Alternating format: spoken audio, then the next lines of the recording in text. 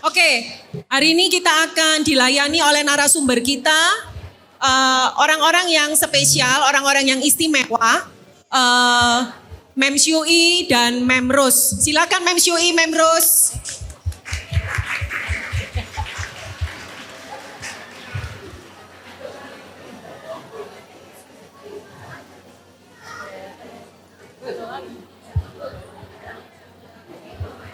Oke, selamat pagi Mem. Selamat pagi. Ini. Kita sambut dulu Mem Ros dan Mem Syui ya. Silakan Mem. Kenapa saya panggilnya Mem Ros dan Mem Syui? Kalau mungkin sebagian belum kenal ya. Mem Ros ini adalah kepala sekolah dari Benih Kasih ya. Benih Kasih itu playgroup dan TK ya Mem dari MDC ya. Sedangkan Mem Syui ini adalah kepala sekolah dari SMA MDC.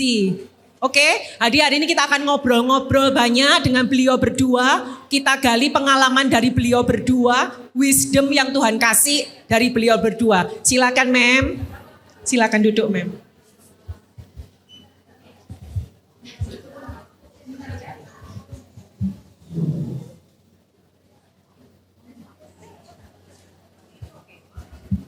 Oke.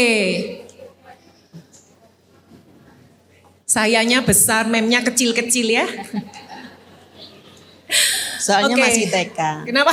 Soalnya masih TK. Masih TK katanya. Hari ini, topik kita hari ini adalah tentang humility, happiness, and holiness.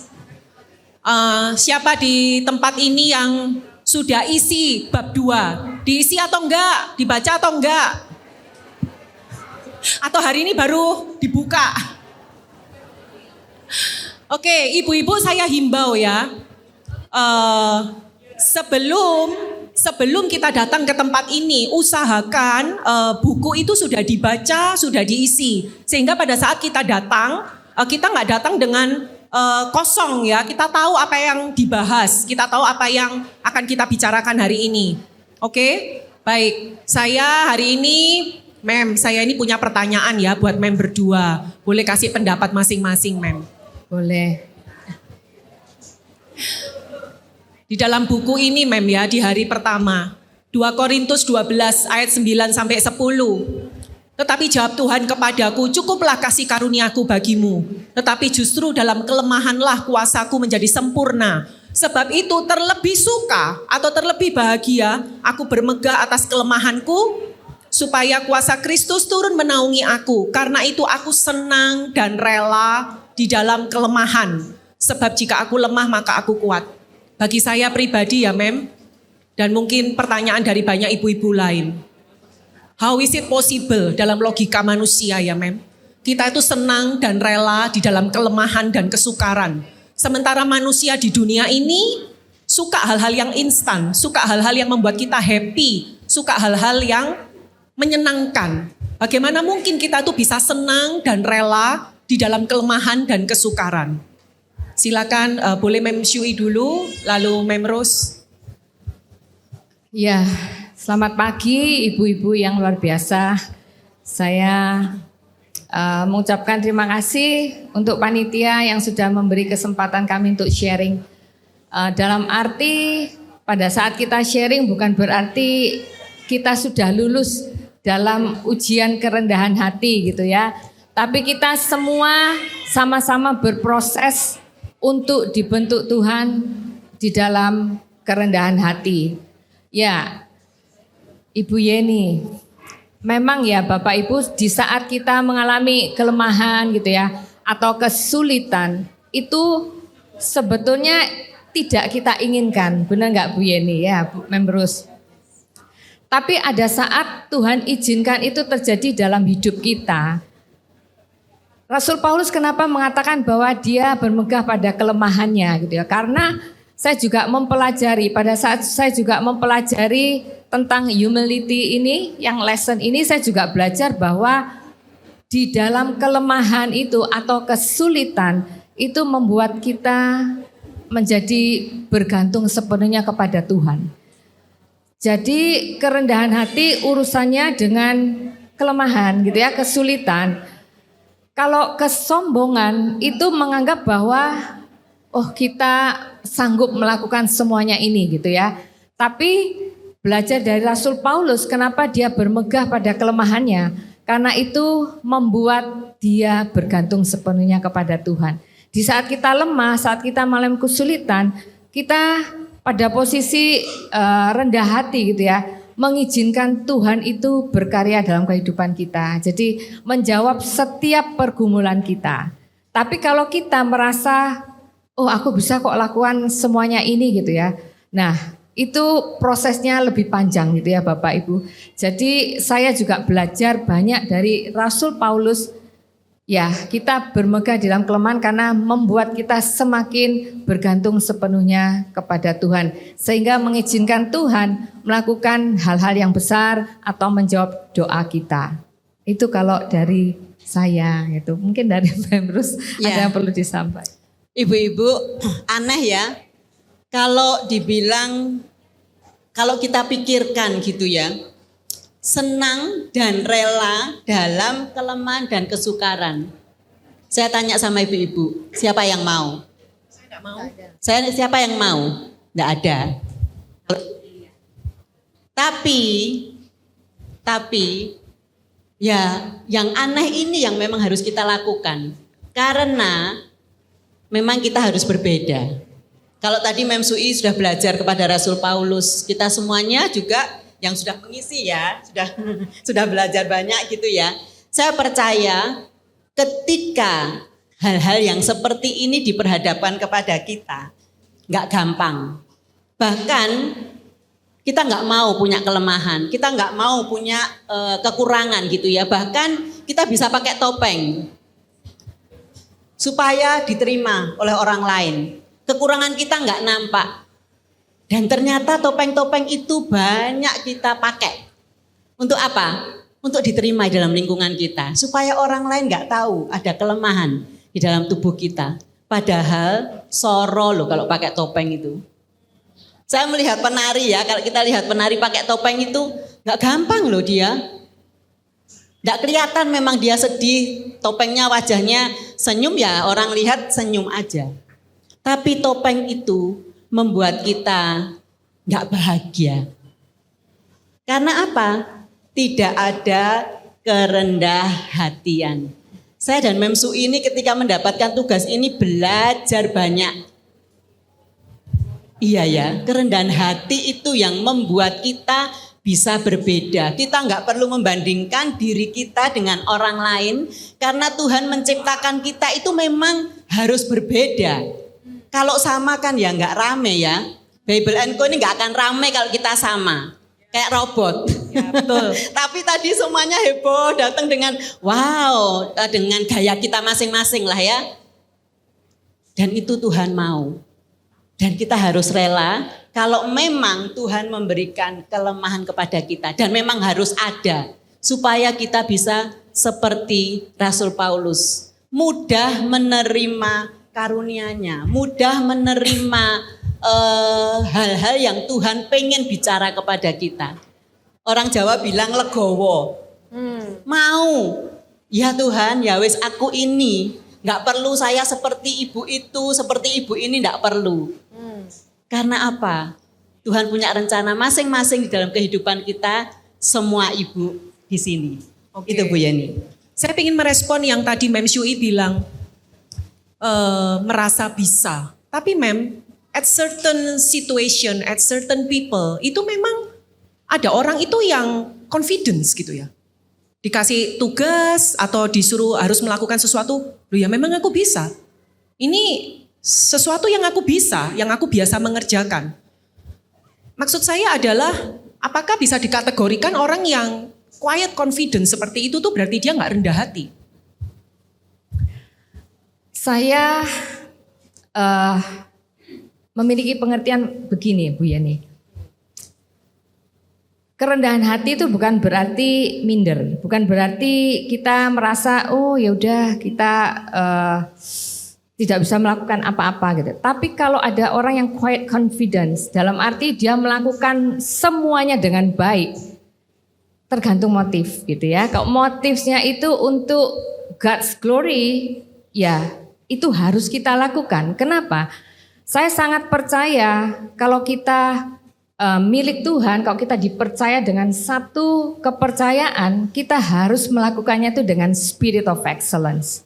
Artinya apa? Sebetulnya self confidence kita itu bukan dari apa yang kita capai.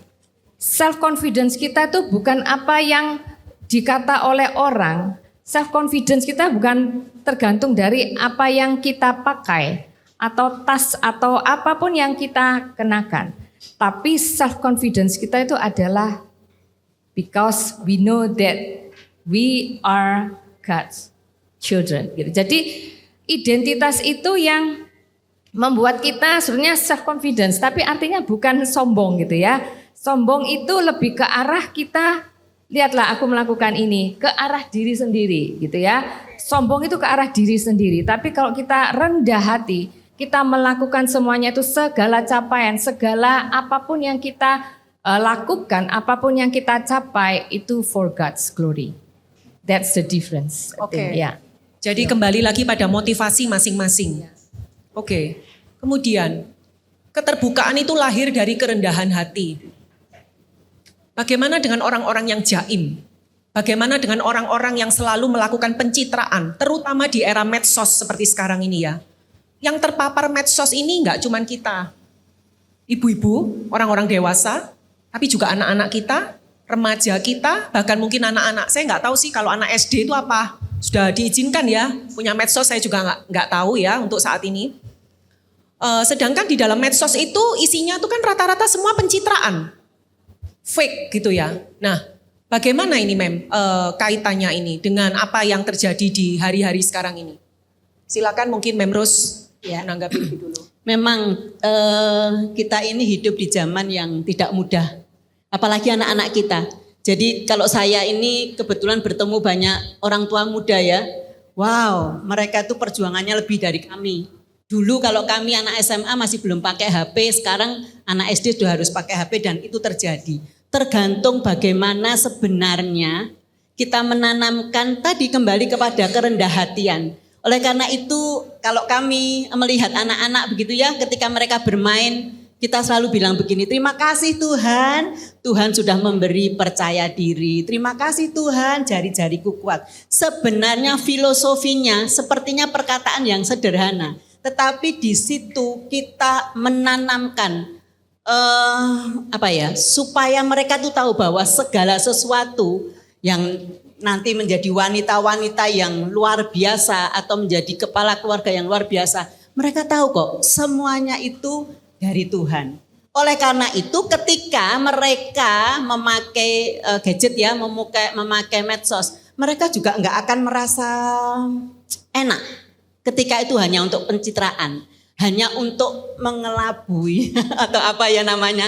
Nah, jadi di situ. Oleh karena itu benar-benar kita sebagai ibu ya, kerendahan hati itu belajar untuk jujur sama Tuhan. Ngobrol sama Tuhan ini benar-benar promptingnya harus jelas. Nah, kita sekarang dunia AI. Kalau promptingnya jelas, itu sampai ada yang bilang, kok AI itu tahu ya? Tahu loh apa yang kupikirkan. Aduh, bahaya sekali, apalagi anak-anak kita. Ketika mereka bertanya, mereka sudah dapat jawaban yang menurut mereka ini, ya ini aku. Tidak perlu bertanya kepada yang lain. So, ibu-ibu, mari kita belajar untuk jujur sama Tuhan. Ngobrol sama Tuhan. Karena kita tahu bahwa ketika kita ngobrol sama Tuhan, kita itu jelas mendapatkan jawaban yang benar-benar tepat buat hidup kita. Mungkin kita merasa belum, enggak Tuhan, bukan ini. Tapi sebenarnya rencana Tuhan itu kan satu persatu ada dalam hidup kita. Itu Bu Yeni. Thank you Mem. Boleh nambahin kah? Ya, silakan Mem. Ya, ibu-ibu di sini saya mengamati gitu ya. Nah kita sebetulnya Mem Ros sama saya akan share gitu ya, share apa yang terjadi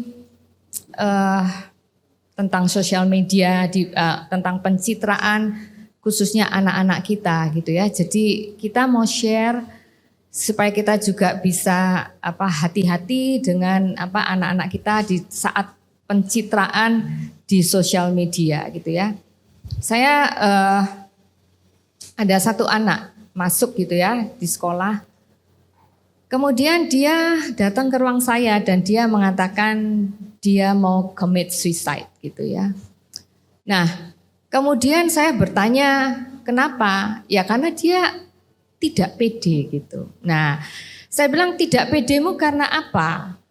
Nah, dia bilang teman-temanku cantik-cantik gitu. Yang dia lihat standar di sosial media generasinya dia tuh cantik-cantik gitu ya. Dan dia nggak bisa achieve itu. Akhirnya dia merasa bahwa aku nggak cantik, aku tidak berharga gitu ya. Nah kemudian akhirnya saya sempat ngomong bahwa you are special. Standarmu itu bukan dari sosial media. Sosial media tuh bisa dikelabui kok gitu ya. Beauty. Ada banyak filter memang. Nah itu ya. Saya juga ada lagi anak-anak teman saya yang anaknya cowok itu ngomong sama mamanya, mama ini kok pakai Kayak kamera filter itu gitu ya. Mama lo gak secantik itu, mama lo gak semulus itu gitu ya. Jadi saya juga gak tahu Langsung dieng gitu. Ya dieng gitu ya mamanya jadi gitu. Nah akhirnya saya memberitahu bahwa your standard is not social media gitu ya. Tapi bagaimana Tuhan tuh mandang kalian gitu. Nah itu juga kita as moms gitu ya. Ayo kita juga memberi pencitraan juga kepada anak-anak kita bahwa you're special. Nah gitu ya. Dengan segala confidence yang Tuhan kasih dalam dirimu gitu. Jadi ini yang tadi sampaikan oleh Mem Rose gitu ya, kita perlu hati-hati dan itu membuat dia sampai mau commit suicide. Saya bilang kok sedangkal itu ya gitu, kok sampai dia tuh memutuskan untuk commit suicide. Nah kita nggak tahu apa yang menjadi pergumulan di dalam diri anak-anak kita. Nah itu kita perlu dekat, nanti kita perlu humble ya, as a mom nanti mungkin ada sharing yang lainnya how kita ini harus humble terhadap anak-anak kita gitu. Ya. Nanti ada mungkin sharingnya. Ya itu. Oke. Thank you. Tapi saya rasa ya Mem, topik tentang sosial media ini bukan hal yang mudah ya. Even itu terjadi pada anak-anak kita ya. Saya nggak tahu sih dengan anak-anak yang sekarang ini, yang usianya SD, SMP, mungkin saya nggak terlalu mengikuti. Tapi saya pikir even kita sebagai moms, kita tuh juga orang-orang dewasa inilah yang dianggap dewasa. Berhadapan dengan sosial media itu pun tidak gampang. Kita juga selalu ingin orang melihat hidup kita happy, tidak kekurangan, kita selalu traveling, kita punya ini dan itu. Ya inilah fenomena sekarang ini. Saya pikir memang benar-benar butuh yang namanya kerendahan hati ya Mem. Matius 20 ayat 20, di situ ada kisah tentang ibu dari anak-anak Zebedius ya, yang dianggap memiliki permintaan yang egois. Nah, mungkin ada yang bisa bantu saya membacakan, tapi story-nya panjang ya. Kan sudah mengisi semua. Iya, semoga ya Mem, saya juga menganggap ibu-ibu di sini semua sudah baca buku dan mengisi. Matius 20 ayat 20, datanglah ibu anak-anak Zebedius serta anak-anaknya kepada Yesus lalu sujud di hadapannya untuk meminta sesuatu kepadanya. Nyanya ini adalah Yesus. Ibu ini datang Lalu Yesus menanyakan, apa yang kau kehendaki? Ibu ini menjawab, berilah perintah supaya kedua anakku ini boleh duduk kelak di dalam kerajaanmu, yang seorang di sebelah kananmu dan yang seorang lagi di sebelah kirimu. Yang menarik dari kisah ini ya Mem, saya sendiri juga memiliki 2 anak laki-laki.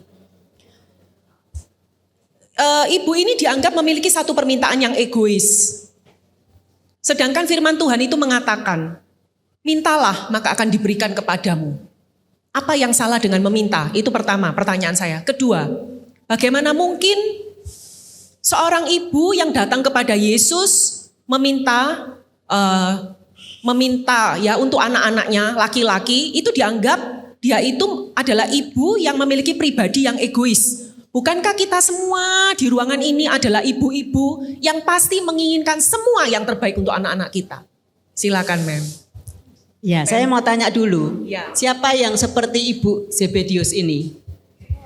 Oh, saya dulu yang angkat tangan.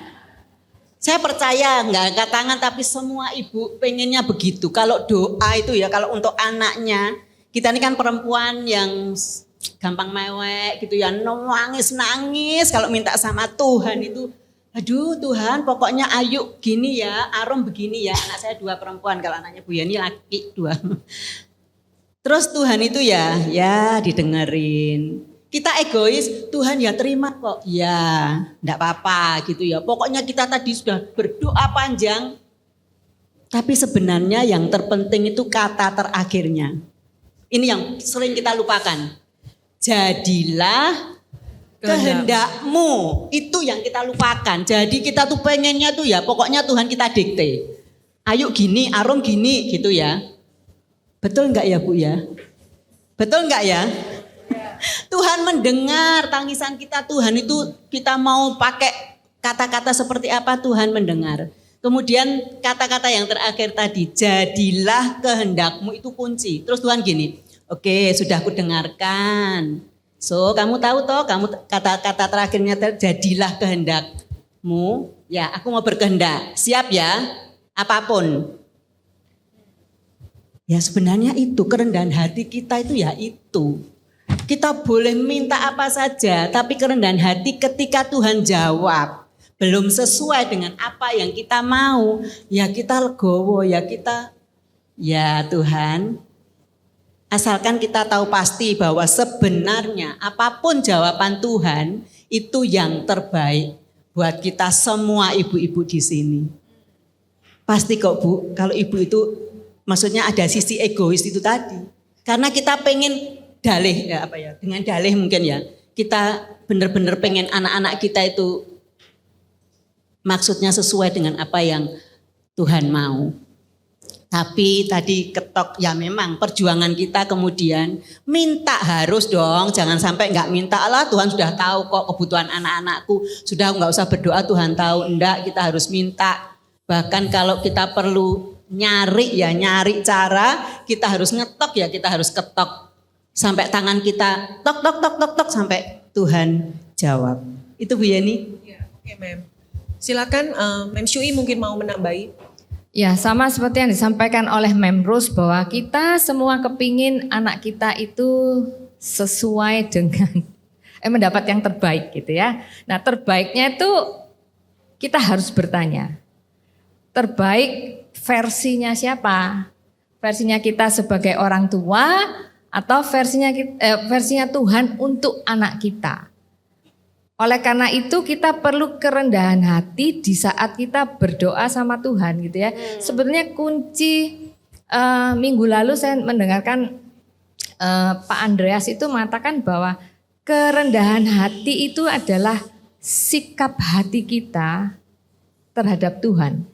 Jadi sikap hati kita terhadap firman Tuhan pastinya kan ya, kalau Tuhan itu kan ya firman Tuhan gitu. Nah, kalau ada hal-hal yang perlu dipangkas, yang mungkin itu juga tidak sesuai dengan ekspektasi kita untuk anak kita, ya kita dengan kerendahan hati mempercayai bahwa Tuhan itu akan memberikan yang terbaik untuk anak kita gitu ya. Nah anak saya juga 3, saya nggak terima Mem Rose nggak memperkenalkan saya. Kan harus memperkenalkan sendiri. Ya memperkenalkan diri sendiri. Ya anak saya 3, ya cowok 2, cewek 1. Paling lengkap kan berarti harus memperkenalkan sendiri. Ya, jadi pasti saya juga punya ekspektasi untuk anak saya gitu ya. Anak saya 2, kepinginnya saya tuh dulu karena saya dulu kepingin punya cita-cita keluar negeri sekolah nggak kesampaian gitu ya. Nah, tapi bukan berarti saya maksa anak saya juga enggak. Tapi saya menyampaikan tentang vision apalah ke anak saya gitu ya. Nah, akhirnya 2 anak saya dia study di US gitu. Nah, yang satu maunya diarahkan juga ke US tapi dia nggak mau gitu ya. Tapi dia mau ke Korea. Nah, ada ekspektasi-ekspektasi yang dari saya sebagai orang tua itu udah kepingin aja di Amerika ya, kerja dapat bagus dan sebagainya gitu ya, di Korea juga dapat bagus. Tapi dalam perjalanan kita as a mom, kita juga harus punya kerendahan hati menanyakan kepada Tuhan tentang masa depan anak kita. Ekspektasinya benar nggak sih Bu Yeni? Anaknya juga murid saya gitu ya. Jadi ekspektasinya wah ini juga ibu yang luar biasa, ekspektasi ke anaknya ya. Tinggal kita berdoa aja, orang tua, dan prinsipalnya tinggal berdoa gitu ya. Untuk minta kehendak Tuhan atas anak itu. Karena anak kita itu, pemilik kehidupan anak kita itu bukan kita, tapi Tuhan. Kita ini cuma dititipin gitu ya. Tapi itu enggak gampang prakteknya. Betul. Saya harus jujur mengakui itu enggak gampang. Iya. Nah, saya pun juga nggak mudah gitu ya. Nah, akhirnya pada saat kita nggak mudah, susah, itu kita perlu kerendahan hati untuk tanya kepada Tuhan gitu. Dan ada cerita di mana dari 2 yang di Amerika itu dia sempat apply H1B visa itu dia nggak dapat. Kepinginnya kita kan dapat ya. Udah di sana dapat kerja yang bagus, salary-nya bagus gitu ya. Tapi kita taruh saya cuma pada saat dia lulus dan dia sudah OPT lulus 3 tahun gitu ya, berdoa, Tuhan next step-nya apa? Ya saya ngomong, kepinginnya saya ekspektasi parents itu seperti ini. Tapi yaitu Mem Rose tadi ngomong, let your will be done unto my children, unto my son gitu. Jadi akhirnya ceritanya ya dia nggak dapat, kemudian dia harus balik ke Indo. Tapi pada saat kita kita legowo tadi yang Mem Rose ngomong bahwa mempercaya bahwa Tuhan tuh punya rencana yang baik untuk anak kita. Ternyata pada saat kita punya sikap itu, Tuhan tuh ternyata juga nata gitu ya. Ternyata dia di sini lanjut pekerjaannya di company-nya itu tetap lanjut gitu ya. Dan bersyukur kan Bapak Ibu, ibu-ibu gitu ya. Kebanyakan ibu-ibu. Jadi dia di Indonesia pekerjaannya company-nya company Amerika meng-hire dia.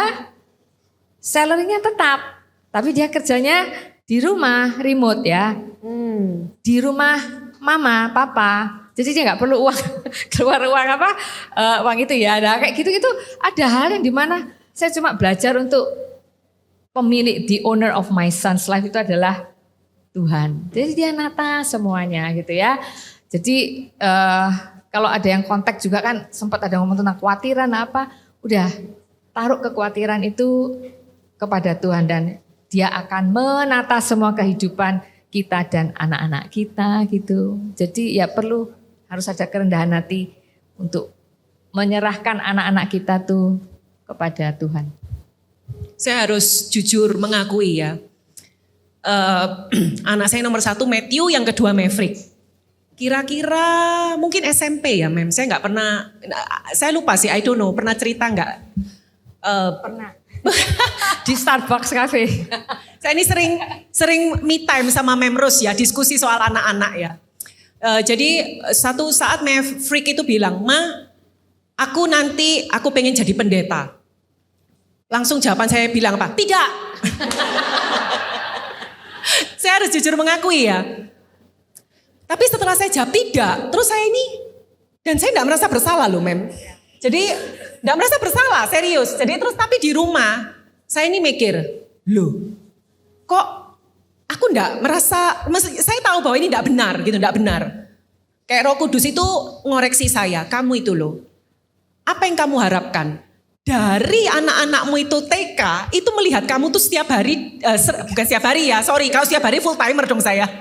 Maksudnya dari anak-anak itu TK, itu melihat saya dan suami itu pelayanan, mereka biasa gitu.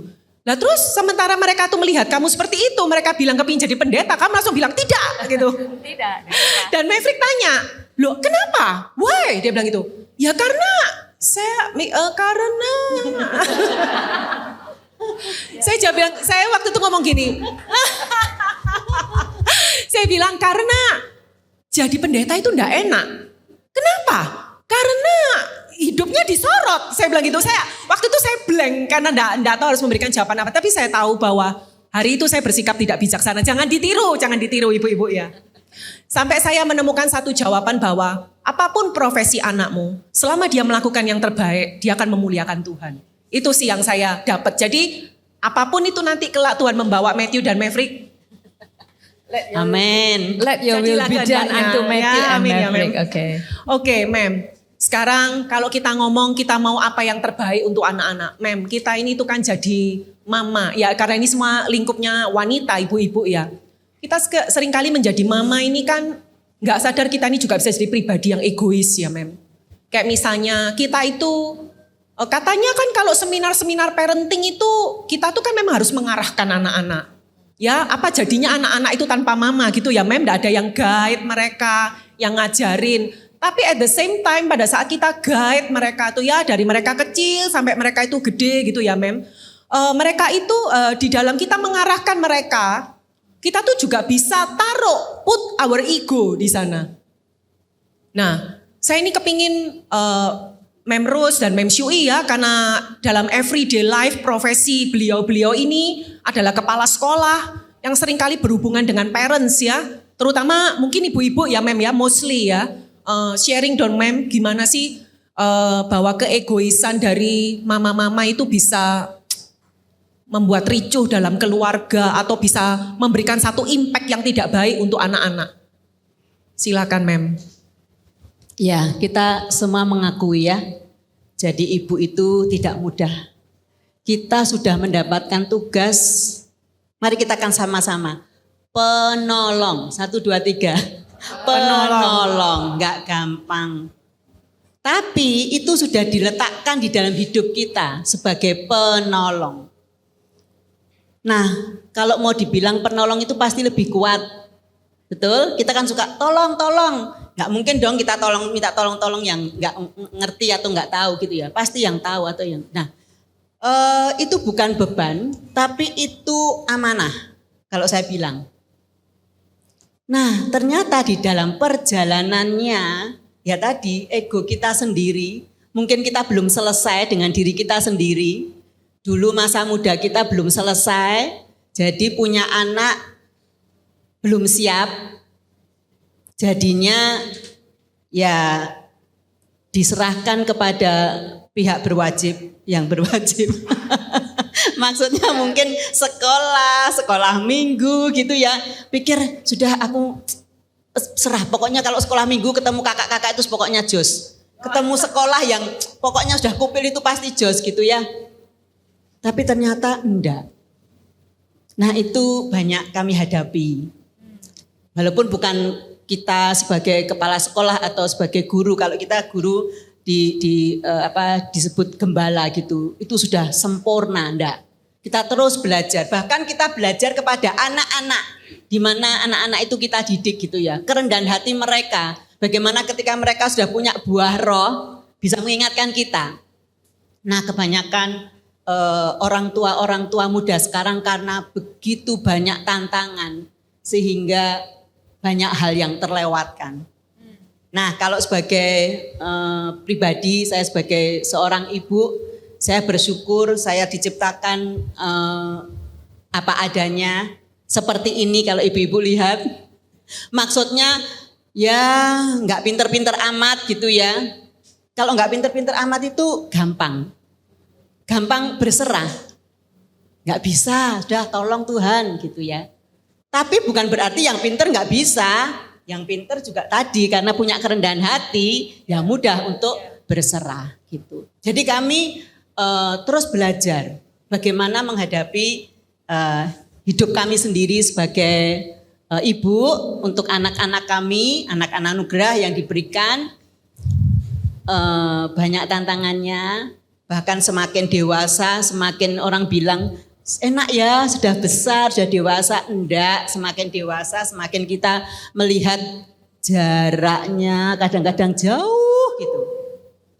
Jarak apa ini, Mem, yang dimaksud? Jarak komunikasi. Oh, oke. Betul nggak ibu-ibu?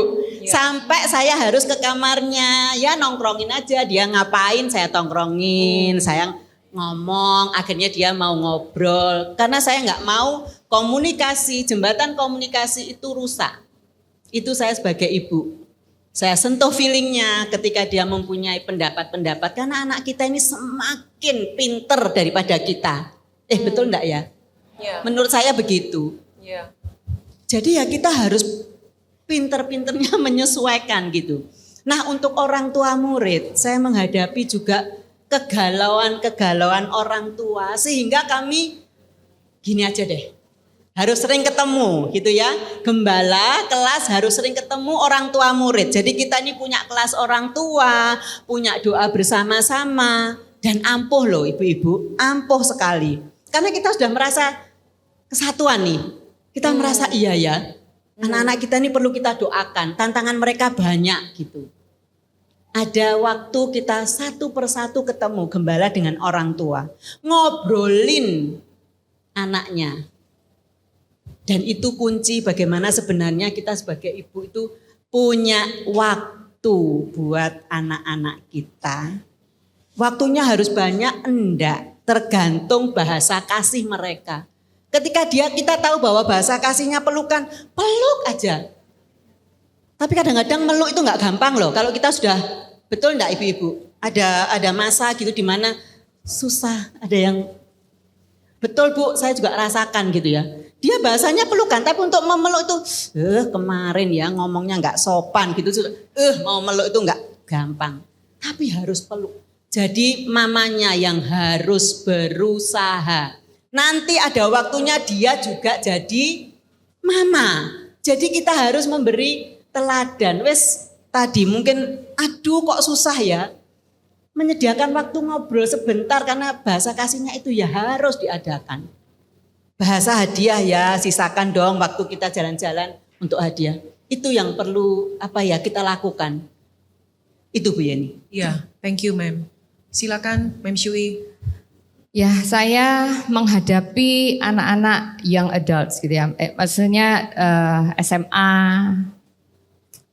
Anak-anak saya juga sudah usia yang paling kecil 25 gitu ya. Nah, tadi yang seperti dikatakan oleh Mem Rose, pasti ibu-ibu pernah mengalami bagaimana anak-anak kita tuh merasa lebih pintar dari kita gitu ya. Setiap saat itu Mem. Setiap saat. Ya. Ternyata semua ibu-ibu merasakan. Ya. Nah, sebetulnya gini, ego, kerendahan hati itu urusannya pasti dengan ego. Permasalahan terjadi di dalam hubungan kita dengan suami, hubungan kita dengan anak, hubungan kita dengan sesama, hubungan kita dengan orang staf karyawan kita, itu kalau bermasalah pasti urusannya dengan ego. Jadi ego itu adalah akar permasalahan di dalam setiap hubungan. Baik itu yang saya sebutkan tadi, suami, anak, saya as principal dengan murid gitu ya. Terus dengan siapapun karyawan yang Tuhan percayakan kepada kita. As long as kita mempertahankan ego, problem terjadi. Contoh, dalam hubungan suami ya suami saya tuh tipe orang yang kalau kerja dia fokus kerja, mungkin ya suami-suami kita sama ya, kerja gitu ya. Nah, kalau ngelembur itu bukan tipe dia yang telepon, aku ngelembur gitu, atau kamu sudah makan, anak-anak gimana, itu not his type. Tapi itu dia juga nggak telepon gitu ya. Nah, akhirnya jadi saya mulai gini, kok gak ditelepon ya gitu ya. Aku kok ada telepon, berarti dia gak cinta aku. Kok gak inget aku, mosok kerja kayak gitu gak inget kayak aku. Karena kita menyamakan suami kita tuh sama dengan kita kan multitasking, benar gak ibu-ibu ya. Kalau suami tuh ternyata ya mungkin dari 1000 ada 1 atau 2 gitu yang bisa seperti itu ya. Nah jadi itu saya masalahkan terus dulu. Pet, kamu nggak ingat aku masa kerja nggak ingat aku? Sibuk-sibuknya ya mbok tanya, kamu gimana, sudah makan gitu. Mosok nggak ingat aku? Aku itu ya. Terus dia bilang aku ini lagi sibuk, aku ini nggak fokus, kalau nggak bisa multitasking lah dan lain sebagainya. Itu saya masalahin terus. Sampai saya tuh cari akal gimana ya supaya suami saya itu berubah. Akhirnya saya sudah tak kenakan anak-anak aja gitu. Pit, kamu sih nggak ingat anak-anak gitu ya? Dalih. Nggak ingat anak-anak. Masa kamu sibuk tuh nggak ingat. Masa lupa sama anak-anakku, gitu. Itu yang membuat akhirnya jawaban dia itu yang membuat akhirnya saya stop untuk melakukan itu lagi. Jawabnya dia gini, Syui, kok itu terus yang kamu tanyakan? Dia bilang, kenapa kok aku nggak tanya? Kenapa aku nggak telepon? Dia bilang gini, because I trust you, you can take our children very well. Itu yang membuat saya stop. Ya meskipun saat itu dia ngomong kayak gitu, dia yang saya gitu kan ya. Tapi saya bilang namanya kita kan ya ibu-ibu jujur aja. Tetap membela dia. Ya tapi kan gak perlu gitu gitu kan ya. Ngales gitu. Perempuan gak pernah salah memang. Ya. Nah akhirnya dari situ saya mulai merenung. Terus akhirnya merenung, saya bilang kenapa ya kok aku nih kok masa di sini? Karena aku. Kenapa kok gak telepon aku? Kenapa kamu gak cinta sama aku? Masa gak ingat aku? Problem muncul. Mulai saya merubah gitu ya. Akhirnya saya pikir, oke. Saya mulai merubah perspektif saya. Setelah dia ngomong seperti itu, akhirnya gini. Iya ya, dia lagi sibuk. That's why dia gak sempet telepon saya. Dia lagi konsentrasi di situ. Saat kita change our perspective, problem hilang. Dan itu merubah suami saya akhirnya. Akhirnya dia WA. Kamu lagi ngapain ini nih. Terus ya namanya wanita tuh ya gini loh. Terus saya jawabnya gini. Tumben. Tumben gitu. Tumben kok tanya. Terus apa jawab suami saya? Pusing, repot musuh wanita ini gitu. Gak di telepon. Nah itu. Jadi saya mau tekankan di sini bahwa kalau ego itu kita pegang terus, problem akan muncul. Pada saat kita rendah hati, artinya apa? Sikap hati kita di hadapan Tuhan. Saat proses itu kan, Tuhan pasti tunduklah pada suamimu. Nggak enak kan? Sebenarnya urusan ego itu ibu-ibu itu sakit. Kalau kita melepas ego itu sakit. Tapi itu yang Tuhan mau. Anak saya itu yang hubungan sama suami. Anak saya nomor 2 yang tadi datang belum dapat H1B itu sama. Dia datang berapa kemudian dia punya planning apa gitu ya. Nah satu kali ya saya ngomong sama dia. Bill, planningmu apa setelah ini? Tahu jawabnya anak saya apa? Cowok kan? Mama ndak usah banyak tanya. Waduh, kalau saya kesilet itu. Nah makanya, dia bilang mama nggak usah banyak tanya. Jawabnya memang anak saya nomor 2 itu nggak banyak ngomong. Mama nggak usah banyak tanya.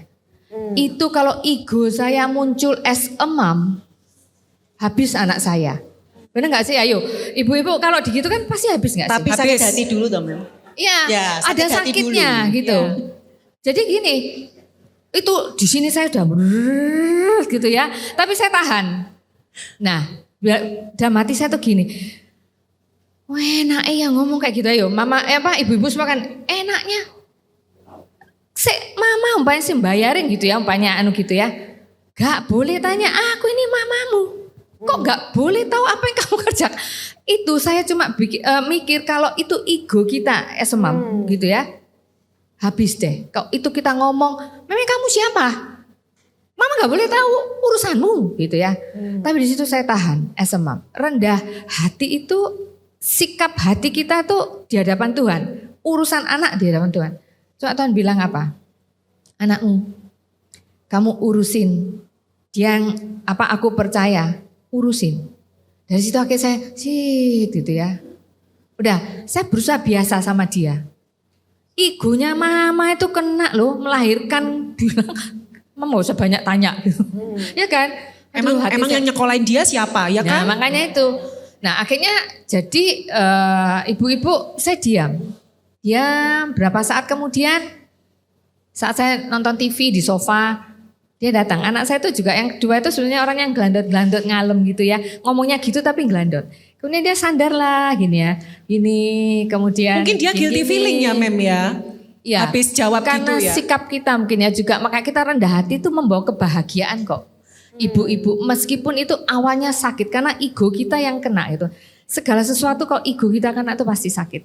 Akhirnya dia pegang-pegang tangan saya. Ngelus-ngelus. Terus dia bilang, "Mah, sorry ya Ma," gitu. Saya juga bingung kan sudah berapa lama. Loh sorry kenapa nak? Gitu. Sorry kenapa Boy? Dia bilang, yang lalu waktu Mama tanya planning Billy apa, Mama cuma Billy bilang gak usah banyak tanya. Terus dia jelasin, iya gak apa-apa Mama ngerti, saya bilang gitu. Terus dia jelasin ternyata, Ma kenapa kok Billy jawab seperti itu? Karena waktu itu Billy lagi sumpek, Billy lagi judek. Karena dia apply untuk perusahaan ini masih belum gitu ya. Maksudnya planning ini aku mau ambil S2 lagi enggak karena aku mau stay di Amerika dan lain sebagainya. Jadi akhirnya saya bilang it's okay. Mama bisa ngerti kamu. Thank you sudah jelasin ke Mama. Jadi Mama ngerti yang kamu maksud itu seperti apa. Jadi akhirnya membawa kebahagiaan. Hubungan kita dengan suami, dengan anak akhirnya juga jadi lebih baik. Berbahagialah kita. Gitu. Coba saya cuma mikir, andainya saya ngomong yang gak enak saat itu meninggalkan luka dalam diri anak kita. Jadi kerendahan hati itu membawa kebahagiaan gitu. Ya. Tuh, itu sharing saya. Nanti kalau yang murid ada lagi itu nanti terakhir kali. Ya. Oke. Mem Rose mau nambahi sesuatu? Oh oke. Kadang-kadang sulit ya Mem. Kalau terutama profesi Mem Rose dan Mem Syui ini kan katakan di sekolah ya let's say company gitu ya Mem ya perusahaan. Mem ini kan leader gitu ya. Ya teacher, leader gitu ya. Kerendahan hati itu salah satunya juga memiliki prinsip kejujuran dan keterbukaan. Bahwa kita juga harus mengakui dosa-dosa kita, kekurangan kita, kelemahan kita. Seringkali terutama ya kalau kita itu memiliki posisi tertentu ya Mem di perusahaan atau mungkin kita itu banyak pelayanan gitu ya, kenal banyak orang. Kitanya berusaha nggak jaim, kita berusaha jujur, tapi takut dihakimi, kita takut dinilai gitu ya. Lalu bagaimana Mem? At the same time kita ini kepengen jadi orang jujur, apa adanya, terbuka. Tapi di sisi lain manusia itu biasanya takut dinilai dan dihakimi. Bagaimana Mem menanggapi hal ini? Ya, jujur pada diri sendiri dulu. Jujur pada diri sendiri itu nggak gampang. Kadang kita masih mengelak aja apa yang Tuhan mau dalam hidup kita. Tapi ketika kita ini mau jujur pada diri sendiri, bahwa ya ini diri saya, ini Rose gitu ya. Ya sudah, kita berjalan apapun yang Tuhan percayakan gitu ya. Tuhan percayakan. Jadi sebagai ibu, sebagai guru kalau saya, apalagi katanya kalau guru itu digugu dan ditiru, jadi sorotannya itu mungkin lebih banyak gitu ya. Sebagai pemimpin, kalau kita dipercaya dimanapun, sebagai mungkin di dalam lingkungan kita, di dalam keluarga besar kita, yang penting itu jujur kepada diri sendiri itu bisa menerima apa adanya diri kita. Itu kok menurut saya mudah ya, menerima apapun tugas yang Tuhan percayakan. Karena kita nggak takut gini, waduh nanti dilihat sana gimana, nanti dinilai pemimpinku gimana. Ya ini aku nggak tahu apa-apa Tuhan, aku nggak punya kepandaian mungkin, aku nggak bisa mungkin. Tapi kalau Tuhan sudah menempatkan, Tuhan sudah memilih, ya pasti Tuhan yang akan memperlengkapi. Bahkan yang paling utama tadi sebagai ibu. Ada orang yang belum siap jadi ibu. Tapi ketika sudah jadi ibu, kalau mau, ya pasti Tuhan yang tuntun. Bahkan lingkungan, bahkan komunitas seperti ini, pasti bisa saling membangun. Mem, sorry saya interupsi. Saya dengar 2-3 kali Mem berkata, kita tidak siap jadi ibu. Itu seperti apa sih Mem? sepanjang pengalaman Memrus selama Gitu ini. ya. Saya curious gitu. Bagaimana kategori seseorang tuh dikatakan tidak siap menjadi seorang ibu? Ya. Ya bukan ini ya, bukan apa menghakimi, tetapi keadaan karena kondisi yang saya tadi bilang, kondisi yang seperti sekarang ini. Jadi belum siap jadi ibu itu ada berbagai macam masalah mungkin ya. Nah, tanggung jawab yang berat yang mungkin ada pada seseorang yang mungkin harus terlalu banyak untuk pekerjaan. Terlalu banyak tuntutan maaf kata keluarga besar. Ya, mungkin mertua, mungkin orang tua kita sendiri yang banyak tuntutannya sehingga kita ini merasa ibu-ibu ini merasa angel sih jadi ibu ini gitu ya. Nah itu harus bagaimana bisa menerima diri sendiri dulu bahwa ya ini sudah bukan masalah terlanjur, tapi ini sudah menjadi rencana Tuhan. Bahkan kan Tuhan nggak mungkin merencanakan walaupun caranya itu dengan berbagai model gitu ya. Tapi itu ya rencana Tuhan gitu. Nantinya ya kita baru kita baru tahu, oh ini ya. Itu jadi belum siap menjadi ibu itu masalahnya banyak. Nah itu berbagai cara sehingga kita bisa menerima itu ya kita sendiri yang harus belajar gitu. Mencari komunitas-komunitas atau teman-teman yang bisa membangun kita. Mencari waktu-waktu yang paling penting ini. Waktu-waktu setiap pagi itu ngomong sama Tuhan. Tuhan itu mau apa ya? Hari ini tuh mau apa? Saya sering lakukan begitu karena mungkin agenda kita di buku sudah tertulis. Hari Senin ini, hari Minggu mungkin ya. Hari Senin tuh mau ini. Pagi saya bilang sama Tuhan, Tuhan mau apa?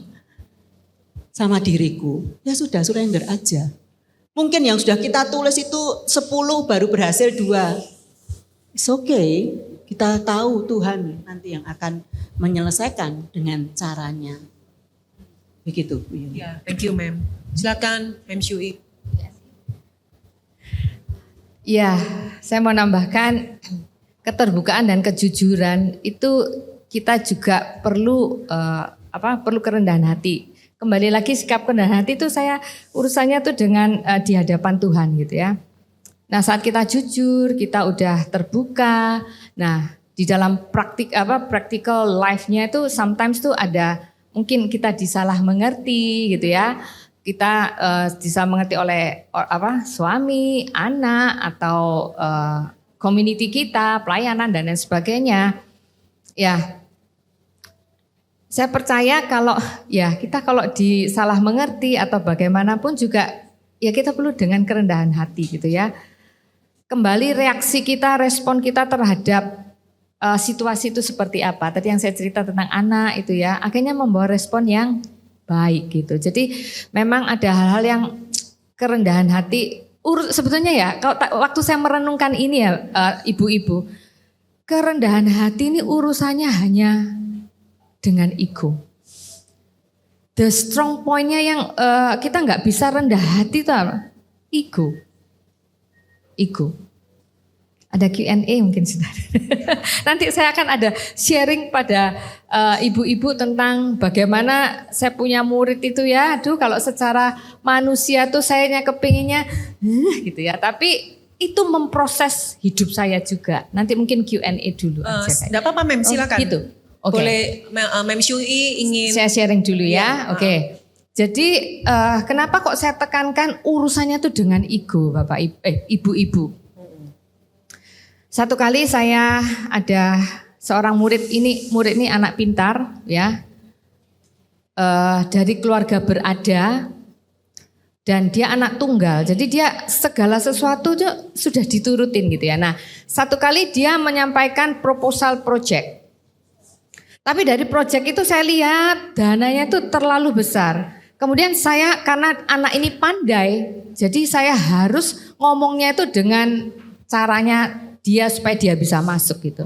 Akhirnya saya tanya, gimana kamu dapat dananya? Bagaimana kamu dana? Singkat ceritanya, dia gini, oke mem, aku nggak jadi deh project ini. Karena jadi bukan saya yang nggak boleh ya gitu, nggak. Jadi kamu project gimana? Dananya dari mana? Sekian. Jual kentang mem gitu. Hah, kentang waktu itu kurang berapa puluh juta. Jual kentang. Kentang di mana? Di gereja. Terus di mana? Di sekolah. Kentang yang 10.000 yang goreng-goreng pakai itu. Saya cuma ini kan kita juga nggak boleh. Gitu kamu nggak mungkin lah dapat sekian gitu.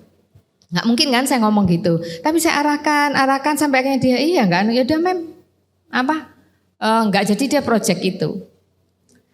Tapi di balik itu ternyata anak ini very disappointed ke saya gitu. Karena dia merasa projectnya ini dihalangin gitu. Nah akhirnya saya tuh kok melihat kenapa ya anak ini kok tiba-tiba itu kalau ketemu saya itu ya melengos. Tahu ya bahasa Perancis melengos ya. Ini anak SMA ya mem? Ya anak SMA ya. Ini karena saya bergaul sama anak melengos loh. Jadi kalau saya ketemu gini ya hai gitu ya. Dia gini. Oh. Ayo kalau itu as a principle ego saya, as a principle saya pegang saat itu. Anak itu habis. Panggil ngomongnya gak enak. Kamu tahu siapa ini mem Syui? Kamu kok bisa kayak gitu dengan prinsipal? Bisa kan kita lakukan itu? Udah diplengosin. Ya, kemudian ada saat pagi datang gitu ya, saya datengin loh ya. Dia datang gini, saya gini, ternyata menggo. Aduh, ini murid istimewa ini ya. Ya, ego saya kena itu, sakit. Saya cuma gini, Tuhan ini sakit loh. Tapi saya gini, oke, saya akan diam dulu gitu. Kan saya cuma gini, loh ini kan anak yang kamu layani. Kamu kan datang ke MDC ini as a principle is not untuk dihormati. No, kamu harus melayani. Oke Tuhan, kerendahan hati urusannya sikap hati kita tuh di hadapan Tuhan gitu ya. Tuhan nyuruh kita layani tetap anak itu. Diplengosin loh, di teman-temannya diplengosin berapa kali, itu berhari-hari. Sampai akhirnya saya sapa, loh kok gak dianggap, sapa gak dianggap itu. Akhirnya saya dapat hikmat, ya Syui diam aja dulu sudah. Diam tapi dengan maksud yang positif gitu, oke. Sampai berapa hari, kemudian dia ini merasa, kok Mem Syui sekarang gak nyapa aku. Akhirnya dia ngomong dengan salah satu guru, Mister, kenapa kok Mem Syui sekarang kok lihat aku kok diem gitu. Nah gurunya ini tahu. Terus lah ya soalnya kamu kalau disapa sama Syui kamu melengos gitu ya. Terus oh gitu ta Mister. Ya tolong Mister kasih tahu. Suruh nyapa aku lagi Mister.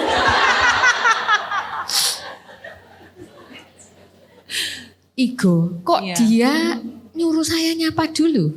Iya. Aku loh prinsipal. Kok aku sih nyapa. Oh dia loh yang melengosin dulu kan ya. Kerendahan hati sikap kita di hadapan Tuhan. Oke Tuhan, tak lakonin gitu ya.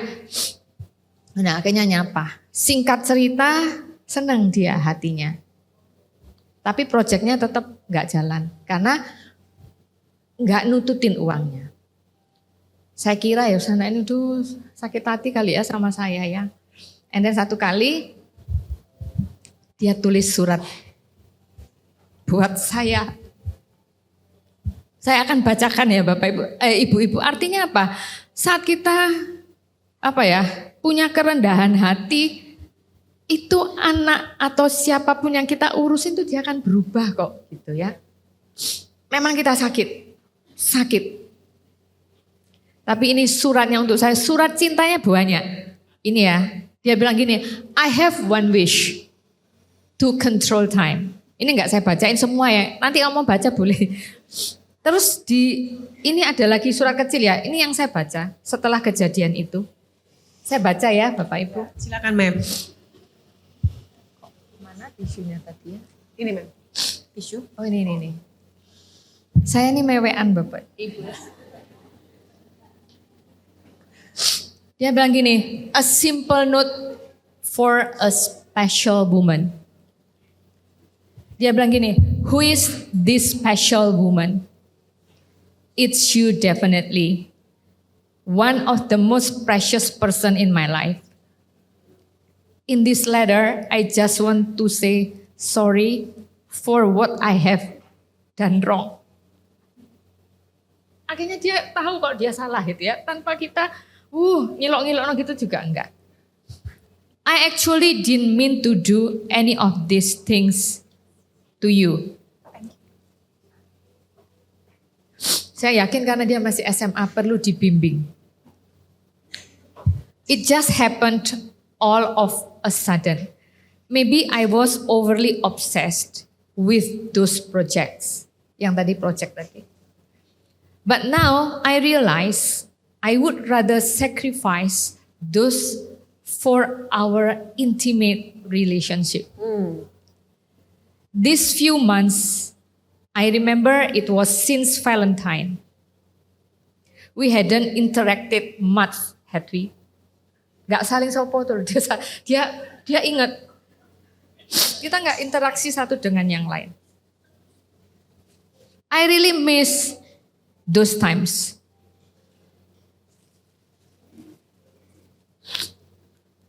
When we could just leisurely talk without having to talk just about school events.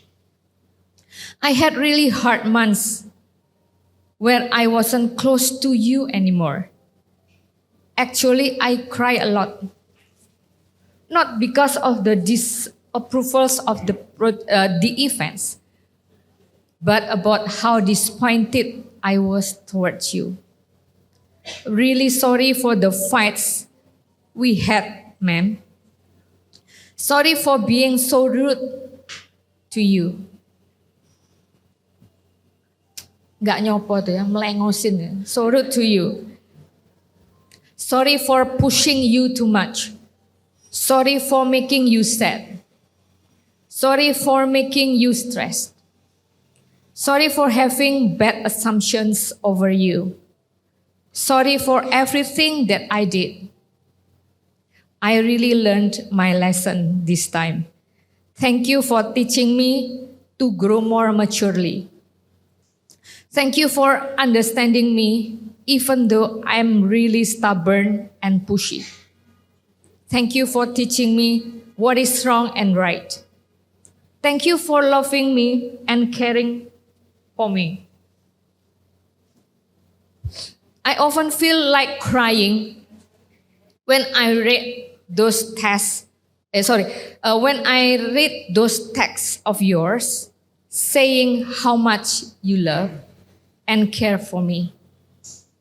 I hadn't got a I love you sentences in your text for a few weeks, and it wasn't really a good feeling. Sempat berhenti karena dia teks, saya selalu bilang I love you. Dalam kondisi gimana pun saya selalu bilang I love you. Makanya dia bilang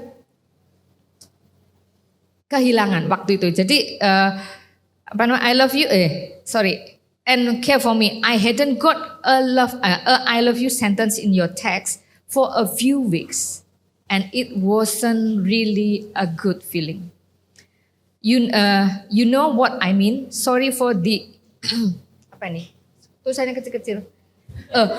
Sorry for the unstructured sentence, dia bilang. Most of all, I'm so sorry to make you cry.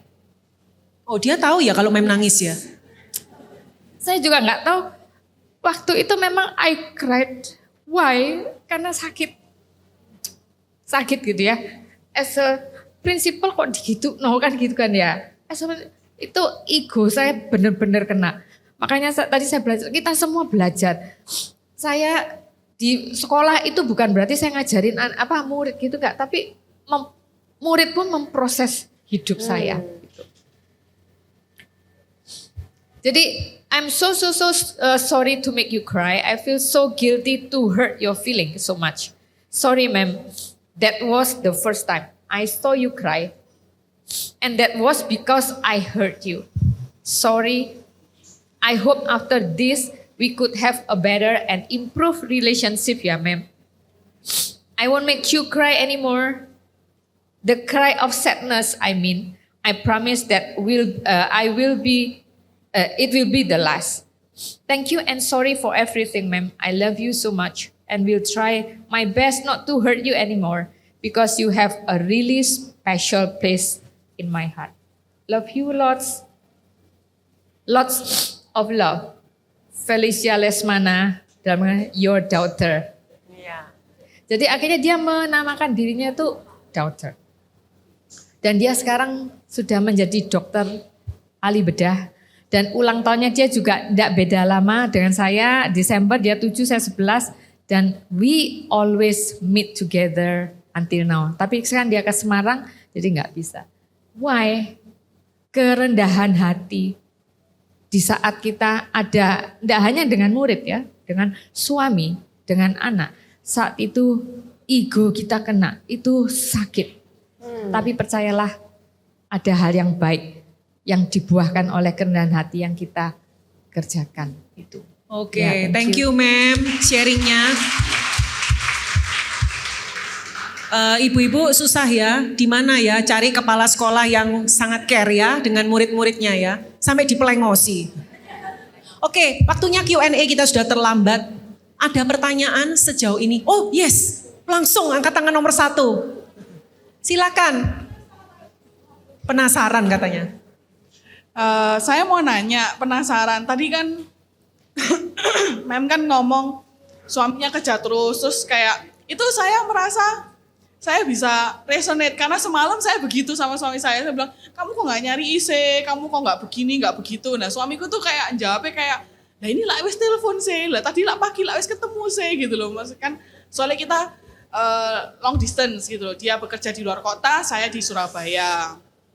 Terus saya tadi tuh fascinated karena jawabannya memang tuh sama dengan jawaban suami saya. Suami saya juga jawabnya, loh because I trust you to take care of our son. Itu saya langsung diem, udah gak bisa jawab wes. Dia ngomong gitu gak bisa diem, maksudnya gak bisa, tidak bisa menyanggah lagi gitu loh. Kenapa kok kamu gak mau spending time sama kita, anakmu dan istrimu dan bla bla bla gitu. Terus dia bilang because I trust you gitu, aku kerja, aku begini. Tapi saya punya pertanyaan gitu loh. Kalau sekarang saya tuh bingung dengan ego yang seharusnya ini ego saya atau ini tuh sesuatu yang salah gitu loh. Dalam arti seperti ini. Kalau saya berpikir kayak apa? Bentar, ini kok ada telepon ini. Kalau misalnya kayak saya berpikir gitu kan. Kalau saya doa, kok saya nggak mengucap syukur gitu loh. Jadi kan saya tuh bersyukur suami saya bekerja, dia percaya sama saya. Saya mengucap syukur. Tapi saya tuh merasa, God, but I want more gitu loh. I want a balanced life gitu loh. Egois nggak sih kalau kita tuh berdoa sama Tuhan, Tuhan suamiku baik, suamiku bekerja, dia bekerja keras. Terus dia nggak aneh-aneh. Terus mencukupi juga sangat berkecukupan. Tapi kok dia ke gereja susah, kok pelayanan susah, terus ketemu anak sama istri juga susah. Apakah itu termasuk ego kita atau sebenarnya kita tuh gak apa-apa doa sama Tuhan minta lebih gitu loh. Pertanyaan saya seperti itu. Terus dalam situasi seperti ini kan kita kan belum tentu langsung dijawab sama Tuhan. Pertanyaan saya yang kedua, dalam posisi kita belum dijawab sama Tuhan, apakah kita salah bersyukur? Soalnya kan kayak saya mikir kayak, Tuhan thank you ya Tuhan, suamiku kerja terus, nanti Tuhan di surga, loh ya wes gak apa-apa wes kerja terus, anak yang bersyukur kok gitu.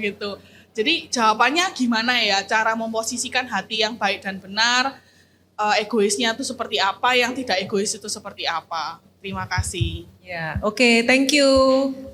Silakan, mungkin Mem Rose dulu Mem merespon. Panjang. Iya.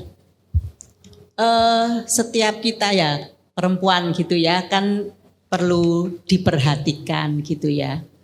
Nah sebenarnya ibu sudah tahu gitu ya, ini sudah benar lah suami mau kerja di luar kota harus perlu waktu, mungkin di luar kota ya Bu tadi? Ya, dan perlu waktu untuk misalnya mengatur gitu ya antara pekerjaan, antara keluarga. Tapi tadi kan di akhirnya ibu bilang nggak mau pelayanan, sepertinya waktu untuk keluarga kurang, begitu ya. Ada waktunya kita itu kan pengen merubah ya Bu, merubah suami maksudnya tadi. Ya kalau pas ketemu kan pasti ngobrol tuh Bu. Nah pada saat ketemu itu ya mesti kita ngobrolin gitu. Ada hal-hal yang ayo loh, ini ada yang perlu kita perhatikan gitu.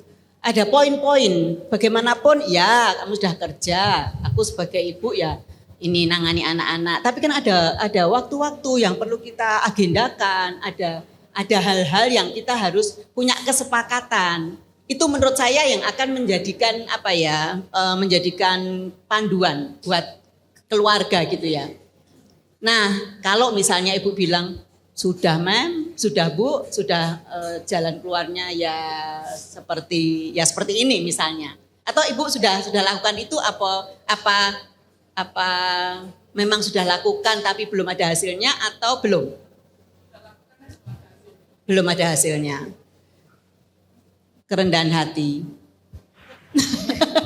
Maksudnya kerendahan hati itu betul, tetap kita harus bersyukur dengan apapun yang terjadi kan?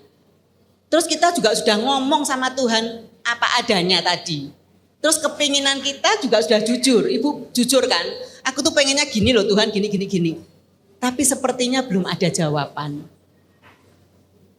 Kadang minta maaf kita nggak bisa merubah suami. Betul? Suami juga ada pemikiran mungkin. Kamu tuh lah, aku sudah begini. Kan masing-masing pasti punya desain apa itu gitu ya. Nah kalau sudah begitu Bu, memang ya kita jadi penolong kembali. Artinya ya kita harus berserah. Artinya berserah itu Tuhan, aku sudah lakukan ini. Suamiku juga sudah lakukan ini. Tapi aku pengen begini.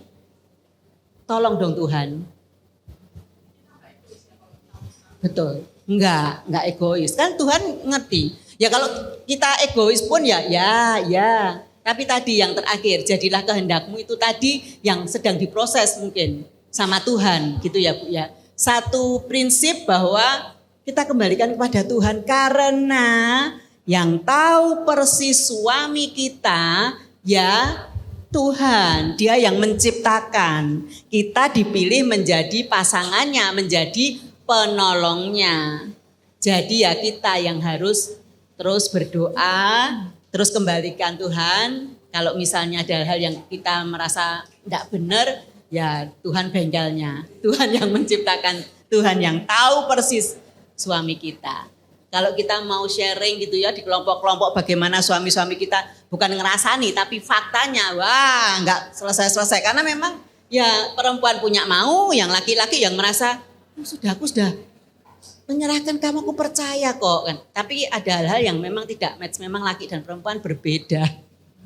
Oke, thank you Mem. Pertanyaan berikut ya, karena waktu kita berjalan terus. Silakan, ada pertanyaan berikut? Ini kayaknya sudah terjawab semua ini. Ada lagi yang mau tanya? Kalau nggak ada, saya persilakan Mem Syui mungkin menjawab pertanyaan, menanggapi dia. Ya Ibu, menanggapi pertanyaan tadi ya. Kalau sebetulnya kita bisa menilai yang egois itu yang mana yang kita minta. Sebenarnya kalau kita jujur aja ya. Kalau yang tadi saya, kok kamu gak telepon aku ya, gak cinta aku ya, gitu kan ya, gak perhatian sama aku ya, gitu. Itu lebih karena aku yang egois. Kalau waktu itu saya merasa egois gitu ya. Makanya geger itu ya tambah enggak. Kalau kita tambah nuntut tuh tambah enggak dianggap sama suami, bener enggak sih ya? Nah, terus pada saat saya sudah mulai berubah, dia berubah. Suami saya. Nah, tapi Tuhan itu baik loh. Ada satu kejadian setelah berubah dia jelasin gitu ya. Saya ini pergi dengan satu teman, satu mobil. Saya ini nyetir. Ya saya nyetir. Terus gak lama kemudian teman saya tuh iya kok aku di sini sama Syui kok. Iya kok oke. Iya gitu. Gak lama kemudian, iya aku ini masih belum sampai. Iya nanti tak jemput anaknya gitu. Oke, terus gak lama lagi, gitu. Di situ Ada remote-nya. Di situ saya bilang gini, terima kasih Tuhan. Terima kasih. Seandainya aku digituin juga aku tidak sanggup Tuhan. Berarti it means that he doesn't trust her. Kamu di mana? Aku sama Syuin. Dia sudah di situ sama nyetir terus sampai ke tujuan ya, ke mall waktu itu nih. Duh, suami kok telepon terus, enggak tahu telepon terus. Tapi saya waktu itu belum cerita sama dia pergumulan saya waktu itu. Dalam hati saya, ya gak enak ya. Diteleponin terus juga gak enak gitu. Jadi saya bersyukur. Nah itu Bu, jadi ada hal-hal di mana ya kita tahu sebenarnya, kita jujur, kita egois enggak. Tapi kalau yang untuk balancing life-nya itu, pentingnya kehadiranmu untuk anak-anak kita, itu perlu kita sampaikan. Tapi di saat enggak dia mungkin di luar kota lah, kok ini balancing life lo ya, ojo cari duit tok lo ya, juga enggak gitu. Gitu.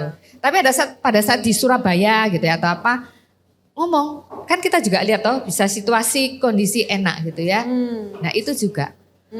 Saya tuh juga sebenarnya sama, kita semua ini berproses gitu ya, rendah hati dengan apa? Rendah hati terhadap suami, anak-anak tuh sama semua, tapi kita diproses kan sendiri-sendiri case-nya gitu ya. Nah itu pun juga, saya ada saat dimana saya tuh harus tunduk pada suami, yang saya sebenarnya tahu persis ini kayaknya hitungannya nggak pas deh gitu. Tapi dia ngotot. Nah itu saya tuh juga belajar, saya tuh inget banget payung ya, payung authority, otoritas payung itu bahwa ini Tuhan, ini suami, ini istri, dan ini anak-anak.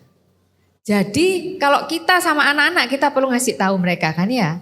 Tapi kalau sama suami kita perlu ngasih tahu. Nah kalau enggak berubah, kita ngotot pun jadi bertengkar gitu. Jadi akhirnya saya lapornya sama Tuhan. Tuhan ini enggak anu. Wes Tuhan batal no Tuhan. Enggak usah beli investment itu Tuhan. Batal no sudah Tuhan gitu. Ternyata dapat kabar, gak jadi. Wah legalah saya gitu ya. Oh Tuhan dengan doaku. Ternyata juga ada hal, ternyata jadilah istilahnya cerita gitu. Mau invest sesuatu waktu itu. Ternyata, nah tapi saya berdoanya apa? Tuhan if he invest to this thing, I'm very sure that I believe that you will provide gitu. Karena Tuhan kan yang sudah, jadi lapornya tuh aman tuh sama Tuhan. Tuhan kok yang bisa ngerubah suami kita gitu Ibu. Jadi kalau untuk yang balancing life terus kita perlu ngasih tahu suami. Karena enggak itu kan kasihan anak-anak kan ya. Jadi untuk bersama dengan anak. Nah, tapi cari waktu yang tepat gitu. Jangan ngomel di telepon. Gak ketok wajahnya, gak kelihatan wajahnya ngomel-ngomel dengan suaranya tok nanti kita, suami kita tambah aduh apa itu ini gitu ya tambah gak didengar gitu sih. Itu sih Bu. Jadi semua kita berproses. Sikap hati kita ke Tuhan gitu. Urusan suami, aku harus tunduk pada suami. Untuk ini, egoku kena Tuhan, humble, layani gitu. Itu sikap kita itu yang sebetulnya yang terpenting. Bukan urusan fisik ya, dingluk-dingluknya gitu ya, menunjukkan rendah hati. No, it's about our attitude to di hadapan Tuhan before God. Itu sih. Thank you, Ma'am. Ya. Ada pertanyaan lain? Oh ya, silakan. Saya nggak usah dikenalkan tahu itu Ibu Lisa. Ya, ini adalah salah satu mama MDC juga ya. Silakan. Mem, saya mau tanya. Salah satu penyakit kejiwaan kan ada NPD ya, Narcissistic Personality Disorder. Dan ciri-ciri NPD itu salah satunya kan tidak punya empati. Seseorang yang tidak punya empati kan otomatis itu orangnya itu egonya tinggi, ya tinggi, tidak bisa merendahkan diri, dan banyak orang yang tidak menyadari dirinya itu seorang NPD. Jadi pertanyaan saya itu bagaimana caranya seorang NPD itu bisa rendah hati? Kalau dirinya sendiri itu tidak menyadari kalau dia ini ada NPD. Ya, sekian. Silakan, Ma'am. Bu, berarti itu mempunyai kebutuhan khusus ya. Kita semua punya kebutuhan khusus? Iya. Tapi ini khusus lagi gitu ya. Kita mesti mengenal betul-betul ya kenapa beliaunya sampai mempunyai kebutuhan khusus seperti itu. Nah ya memang kalau di dunia secara psikologi ya mesti ada kayak terapi gitu ya. Ya nggak terapi ke lembaga gitu mungkin ya Bu. Ini kalau memang dia sudah dewasa ya masih punya keluarga ya pastinya keluarga dulu dong yang istilahnya bagaimana caranya supaya kebutuhan itu terkikis gitu ya. Jadi bagaimana memberi contoh, bagaimana membuat situasi itu menjadikan dia punya empati tadi. Tapi itu memang pastinya perlu waktu. Kita mesti tahu dulu masalahnya, kenapa beliaunya ini sampai seperti itu. Saya percaya dunia medis atau secara ini pasti harus ada tindakan, tetapi juga tidak boleh melupakan kuasa Tuhan. Karena rasanya ini harus ada pemberesan mungkin kenapa terjadi hal itu. Menurut saya seperti itu. Jadi harus ada langkah-langkah di mana kita harus mengagendakan nih. Kenapa ya? Dari keluarga dulu, keluarga besar. Kalau perlu pihak ketiga ya kita harus ke pihak ketiga. Dan harus dilakukan supaya kita bisa menolong. Semoga bermanfaat. Silakan pada kelompok masing-masing. God bless.